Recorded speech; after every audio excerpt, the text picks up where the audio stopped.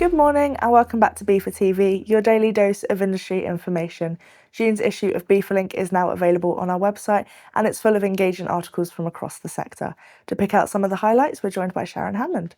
So Sharon, thank you so much for joining us this morning. Good morning, Brooke. Thank you. Now, of course, it's been another busy month. What are some of the key topics covered in this month's issue? Yeah, there's a lot in the issue, but the main feature this month is this article by Robert Windsor, which is about the changes to the China Maritime Code. Now, this affects in China international movements by sea and also domestic port-to-port movements within China.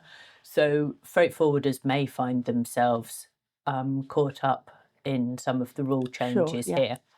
Anybody that's issuing a contract of carriage of goods by sea can find themselves covered by these regulations. So I just wanted to highlight the code has broadened the definition of actual carrier. So the party issuing the House Bill of Lading is now within scope of the code. Right, okay. So that's where it may affect our members. So Robert actually recorded an episode of BIFA TV on this subject. That was released on the 4th of June. So that's available for members to see, and we'll put a link in the description below.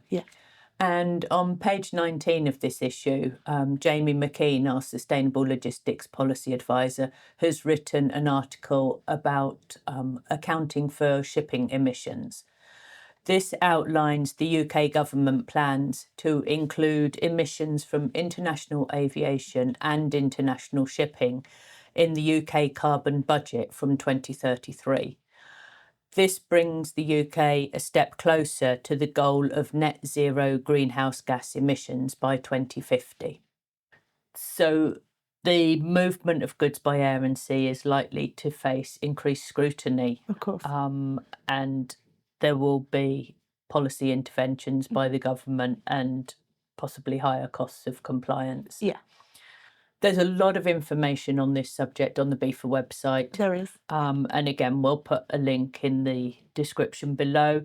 And there's also an actual BIFA TV playlist of sustainable logistics episodes.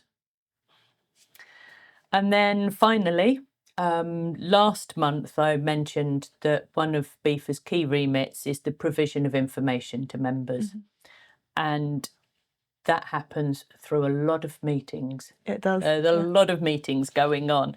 So in this month's BIFAlink, we're reporting on some of the different events that have taken place. So there was the Business Leaders Forum. There was a meeting of the specialist body, the Air Cargo Community Advisory Body. There were several Young Forwarder Network events, some of those face-to-face and some of those virtual, and regional member meetings.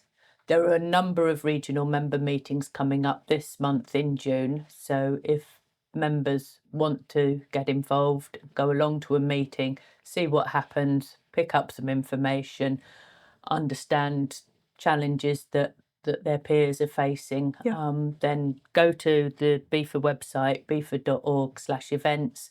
All the dates are listed there and any member can register to attend a meeting. They certainly can. Well, there's a lot for our members to take away from this month's issue, so thank you, Sharon, for joining us this morning. Okay, thank you, Brooke. As Sharon said, the June issue of BIFAlink is available now, so we'll leave a link to that in the description. That's all for today's edition of BIFA TV, your daily dose of industry information.